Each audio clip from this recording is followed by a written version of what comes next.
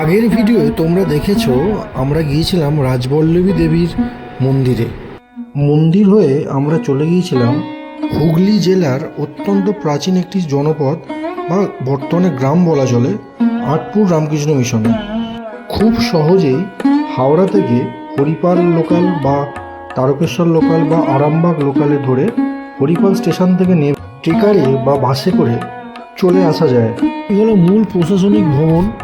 ধীরে ধীরে আমরা প্রবেশ করলাম মঠের ভেতর। মঠের ভেতর ঢুকলে মনে যেন এক অদ্ভুত প্রশান্তি আসে, মনে এক আধ্যাত্মিকতা ভাব বিরাজ করে, মন খুব শান্ত হয়। লেখাগুলো পড়ে জানতে পারলাম এখানে মা শারদা দুবার এখানে এসেছিলেন এবং সাথে সাথে এখানে স্বামী বিবেকানন্দ এখানে এসেছিলেন, অর্থাৎ তাদের পদধূলি এই রামকৃষ্ণ মঠে পড়েছিল। এটি হলো স্বামীজির শয়নকক্ষ, এখানেই স্বামীজি এসে থেকেছিলেন। আমরা সবাই ভক্তি ভরে ঘরটার দিকে দেখছিলাম এবং ভাবছিলাম কত স্মৃতি জড়িয়ে আছে এই সব ঘরের ভেতর। আর এই ঘরটি হলো মা সারদা দেবীর ঘর।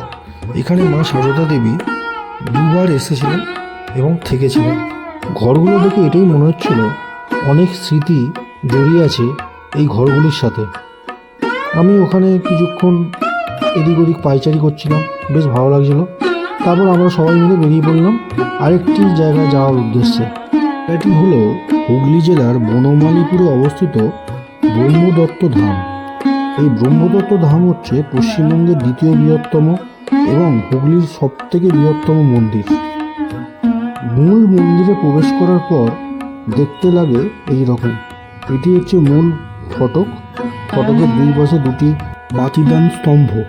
এখানে গিয়ে জানতে পারলাম এখানে বিনামূল্যে সমস্ত ভক্তদের ভোগ বিতরণ করা হয়। বিশাল অঞ্চল জুড়ে এই মন্দিরটি অবস্থিত।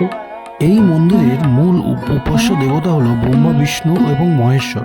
এটি হলো মন্দিরের মূল প্রবেশদ্বার। সুদৃশ্য কাঠের একটা দরজা দিয়ে আমরা মন্দিরের ভেতর প্রবেশ করলাম। মন্দিরের ভেতরটা ছিল অপরূপ, বিশালাকার একটি অঞ্চল। এই যে মূল বিগ্রহ, ব্রহ্মা, বিষ্ণু এবং মহেশ্বরের বিগ্রহ। এখানে এই তিনটি ছবি দেখে বুঝতে পারলাম এই ধাম ভারতবর্ষের বিভিন্ন অঞ্চলে আছে। এই হলো ব্রহ্মা, বিষ্ণু এবং মহেশ্বরের একক মূর্তি। তারপর আমরা মন্দির থেকে বেরিয়ে এলাম। মন্দিরের বাইরে জায়গাটা ছিল অসাধারণ, চারিদিক এতটাই বিশালাকার মানে বলে বোঝাতে পারবো না। তারপর আমরা বাড়ির পথে ফিরলাম।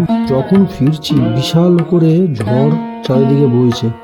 হয়তো তার ভিডিও ভালো করে বুঝতে পারবে না, কারণ চারিদিকটা ছিল প্রচণ্ড অন্ধকার। অন্ধকারের মাঝখানে একটি ছিল মন্দিরই আমরা কয়েকজন পথচারী রাস্তায় দাঁড়িয়েছিলাম। ভিডিওটা কেমন হয়েছে অবশ্যই বলো, কমেন্ট করো।